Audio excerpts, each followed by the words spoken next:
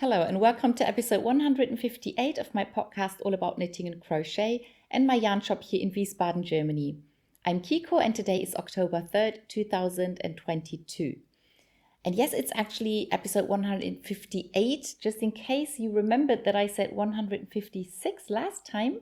That was a mistake. It was already 56 the week before, so last week it should have been 157. Today it's 158. And I'm pretty sure it doesn't matter at all. Just wanted to mention it, just in case somebody wondered. Okay, what am I wearing? I'm wearing a very cleverly designed shawl by Martina Behm. The pattern is called Braids Made. And the word braid is in there because of the cable that is on one half of the shawl. It's running in the middle of the shawl. And the other half, it's running alongside one of the edges. I think that's a very clever thing to be doing. You start off with the cable itself and then you increase the stitches left and right of the cable. And then let me show you what happens. You increase basically as much as you want or depending on how much yarn you have. This is the part that you start with. And then at a certain point you can stop increasing on one of the halves and then the stitches sort of come together. But you keep increasing the other half somehow, I don't remember. And then at the end you just sort of cast off the stitches. This is like a knitted on edge. So I think it's a very clever construction. Martina Behm is always very good at thinking of new things. And I think she was the first one to do it this way, and then lots of other designers have picked it up later. So this is a really fun knit. The other interesting thing is also that the cable is sort of reversible. It's not exactly the same on both sides, but it is a nice cable on both sides. And with lots of cable patterns, you have a very distinct front and back. And for a shawl, I really like to have two nice sides. So no matter how you wear it or how the end flops, it looks nice. Yeah, and as you can see, I'm wearing my Lechfall top. The pattern is by Nicola Susan. I knit it out of a linen cotton blend. If you want to know exactly which yarn it is, it's linked on my Ravelry page. The Ravelry page is linked underneath the video. So it was my finished object last week, so you've already seen the whole thing. I washed it, I did not block it, I just let it dry lying down, and it hasn't really changed. I think the size is still the same. I think it has a nice length. It's nice and wide, which I wanted because in summer I don't like things to be tight. But as it's not summer anymore, unfortunately, I'm now wearing it with a long sleeve top underneath, so it's sort of still warm enough, but that's why I'm wearing a shawl also, to make sure I don't get cold. Yeah, so really happy with that. And on to finished objects. This week I have one finished object and I actually didn't cast on anything new. I planned to do that, but somehow I didn't get around to doing that. But the finished object I have is my baby surprise jacket. I think it is about number 15. I think it's the 15th baby surprise jacket that I've knit. I'm not 100% sure, but this is definitely the pattern that I've knit most often. And as usual, I'm really happy with the end result. Just in case you haven't seen it before, the baby surprise jacket is knit in one piece. There are two seams on top of the shoulder and the arm, so it's not in a place where it can sort of be difficult for the baby or anything. And the back has stripes going this way, with just a few stripes going this way at the end of the sleeve, but then you turn it around and you have those stripes on the front, and then you have the other stripes going this way. It's just a really fun knit. It's just one piece that you knit. There are two very short seams to be sewn, and then a few buttons to sew on, and you're done. And one of the things I really like about the baby surprise jacket is that you knit all the buttonholes in one row. so you can't forget about them if you knit a jacket like this, and then you have to remember to put a buttonhole every 20th row or something. I tend to forget. And what I also like is that in the instructions, she suggests that you put buttonholes on both fronts, and then you can decide where to put the buttons after the baby is born. But even if the baby's already there, like with this jacket, I like to do that so I can sew the buttons exactly on top of the holes. So I don't have to measure and I don't have to count where to put the buttons, but I just sew them on top of the hole and I know it's exactly opposite the buttonhole. So I'm really... And then once you sew the button, the hole's gone. So that's fantastic. Yeah, so baby surprise jacket done. Opal yarn 6-ply in that color there. If you use the 6-ply yarn, the jacket is a bit bigger. It's probably fits a baby between 3 and 6 months, depending on the baby. If you use the 4-ply yarn, which I've done a lot of times, then it's a newborn size. But I thought maybe the weather would be still a bit warmer when the baby is born. I couldn't have known that autumn would come in that quickly. But still, this should fit the baby in winter, and then it's nice to have it a bit warmer. Yeah, so that's my finished object. On to works in progress. I am knitting 3 pairs of socks at the time. I only worked very little on 2 of them and quite a bit more on the 3rd pair. So let's start with the Regenwald socks that I'm knitting out of the 2 of the rainforest colors. I think I only added 1 stripe or 1 colorful and 1 dark stripe to this sock, so not a lot has happened. I think what I did not mention last time is that when I knit this little, it's not the cuff, it's the edge, I think. I knit 1 more round in the 2nd sock than I did in the first one because I felt like there was a row missing, and that's why it sort of flops over like this. So I wanted to see what it looks like if you add a row, and apart from being just a tiny little bit higher, it still flops over. So maybe that's just what happens with this kind of pattern. I don't mind that this one's a row longer than this one. You can't really tell when you're wearing them, you won't notice. But I like to try these things out just to see what happens. So I will have to work more on those this week. Then the 2nd pair I was knitting are the Springfield socks, and those are the ones that I took with me. So I got quite a bit further on those. I think last week I'd only done this this orangey bit with the ruffle, is it ruffle? But I finished the cuff, I finished the heel, and I knit maybe half the foot of the sock. And this is how the colors come out differently. So really happy with that. Yeah. So you can see this stripe is this stripe. So all the colors are a bit earlier in this sock than in this sock. So I'll be knitting the yellow and the orange, and then some more colors before I do the solid color toe. So this is the 100 Wasser color, inspired by one of 100 Wasser's artworks. And the 3rd pair, I'm knitting my sock couple, so a pair for her and a pair for him. And I only added a few rows on that. So nothing much has happened on that sock. This is one of the Schafpate colors. So this is German yarn that sort of grew in Germany and was dyed and processed and everything in Germany. And this is the pattern with the different ribs. I noticed that I usually, when I knit with double pointed needles, I don't have the problem with sort of ladders. I don't create ladders where I change needle, except when I'm purling all the stitches. So I've noticed I have this light laddering in the purl sections. So now I've started putting all the stitches on one needle for the purl sections, and then I use all the needles for the knit sections.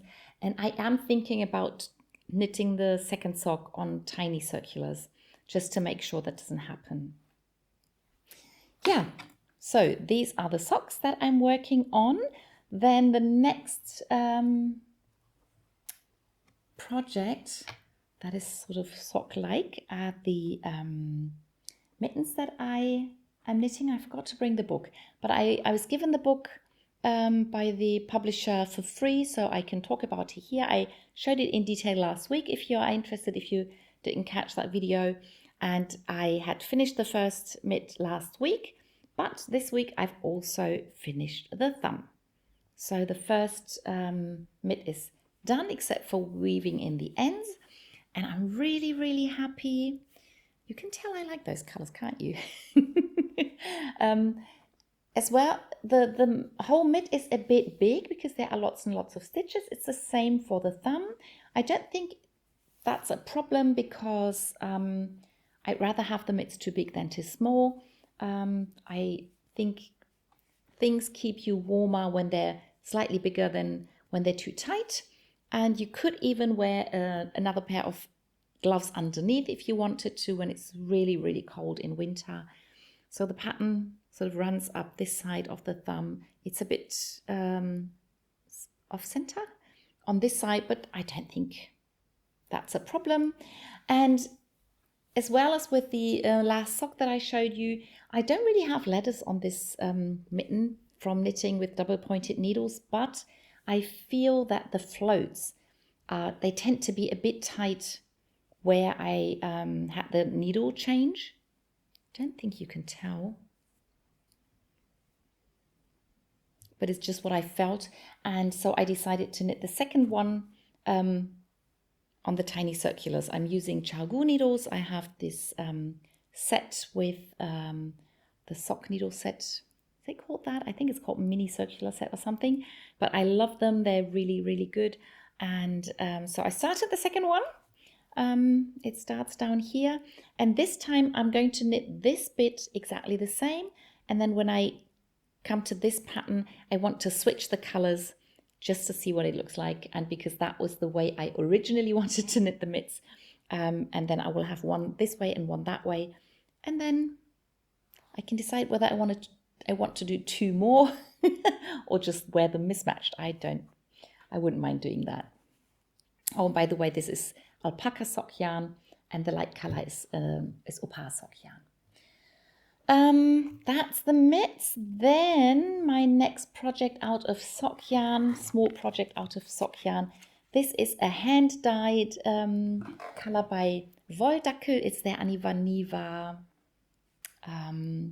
yellow. It's not called yellow, it's called something else. It's on my Ravelry page, and I decided last night with my sister that this is now long enough for me to start the decreases. And then once I've finished the decreases and this side of the hat is done, I'm going to pick up the stitches from this plastic thingy. And then I'll knit the second half. I'll just do the same thing, but with a solid yellow color mohair silk yarn. So really looking forward to starting that. Yeah, once you start the decreases, things usually happen fairly quickly. So I can't wait to do that. Then the next project is another project with double pointed needles or mini circular, but it's not sock yarn. That's why I'm showing you that now. It's the second mystery gnome by Sierra Shawl that I'm knitting.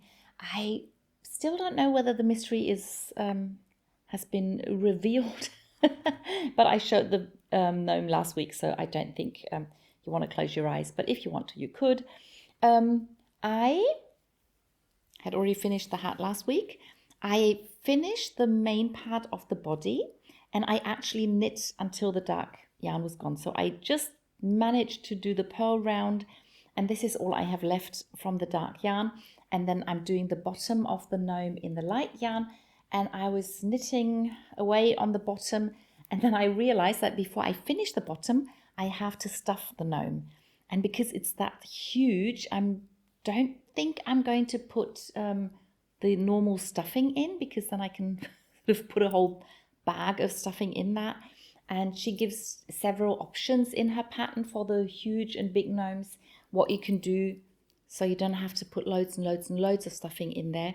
And I haven't made up my mind how to do that yet, but I will probably, come up with something different than usual. But because I haven't made up my mind yet, I didn't continue knitting on it. But as I said last week, as I wanted to use up all the dark yarn, I actually did knit the arms. Oops, before I finish the body. No, come on. So this is one of the arms. And I did the big hands. I did the small hands with the other mystery gnome. Did the big hands on this one. I didn't knit the beard yet because I have enough of the light yarn. But I knit the nose just for the fun of it. Look at this. I think it's so funny. My original plan was to do the single color beard for this gnome with the white, but now I'm thinking maybe I should do the white and light grey stripe beard. Then I'd have lots and lots of stripes. Don't know yet. I'll decide that spontaneously when I start knitting the beard. But this is the second mystery gnome. The other one I've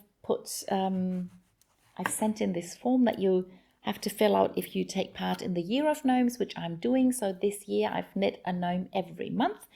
And I do hope I never forgot to send it in.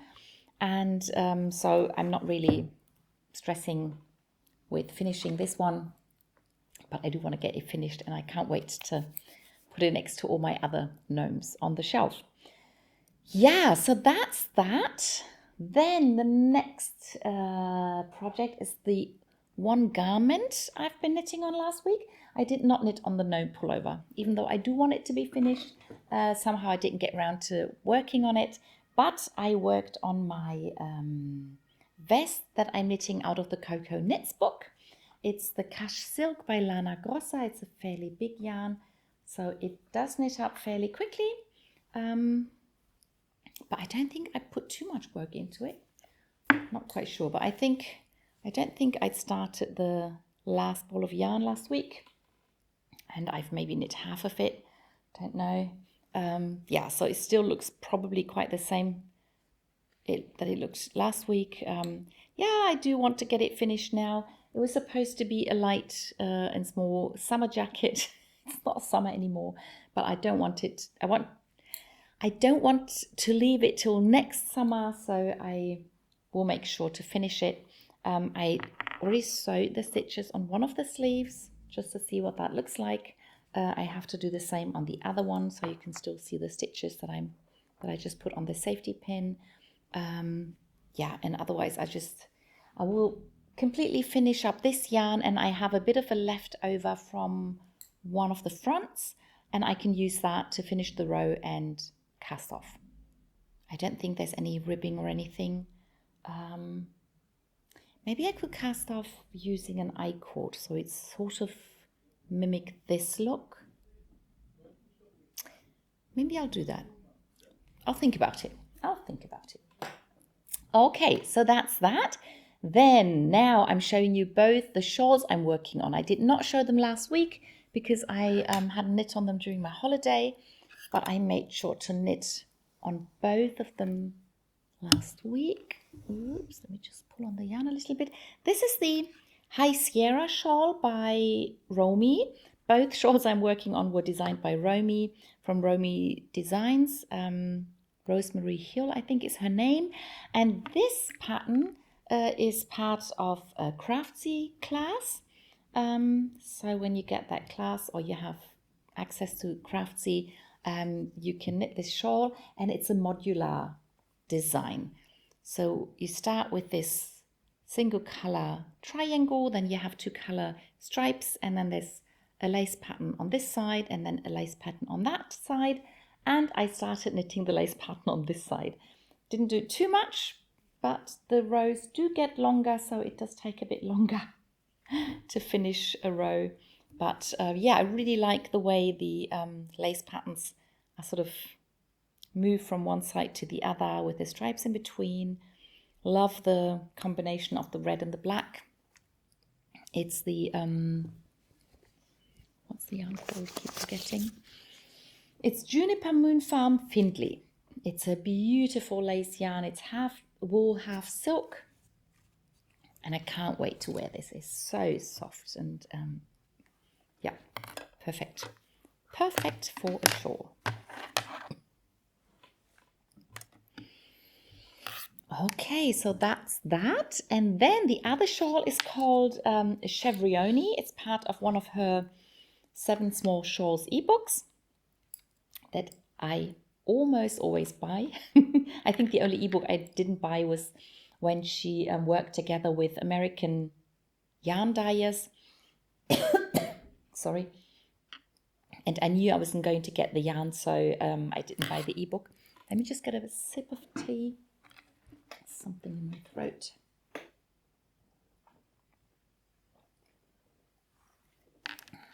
Okay, I hope that helps. Yeah, but I have all the other 7 Small Shawls ebooks, and this is part of one of them. And what I like about this one, I think this is the asymmetry one, where all the shawls are not symmetric. So you have this lace pattern that sort of runs this way, but the shawl itself is, is sort of this way. So you have different lines going different ways. And then the pattern itself makes those zigzaggy things on both sides. And on, it's really hard to explain. But what you have is it's mainly on the stockinette basis. And then there's a garter ridge every now and then. And if you want, you can do every other garter stitch. You can put beads on every stitch instead of doing the garter ridge. And that's certainly what I'm doing. And so these beaded rows, they do take quite a bit of time to do. But I love the way that the beads have this zigzag line because of the chevron pattern, I think it is. And I think I added 2 more rows of beads since I showed it the last time. It still looks fairly small. It's slowly growing. And I hit the first color change. So this is a gradient, sort of color gradient yarn. And I thought the first color took a really long time to knit, but now I hit the first color change. Really happy about that and can't wait to continue knitting on this. Yeah, so that is that. And then I have one more project to show you. Again, I have one crochet project that I worked on, but it's not the same as last week because I didn't do any more green tiny squares, but I continued crocheting on this huge big square. This is the Talavera Blanket. The pattern is it's not a mystery crochet along, but it's a sort of crochet along in the Simply Crochet magazine, and they split the pattern into, I think, 7 parts and published them in 7 different magazines.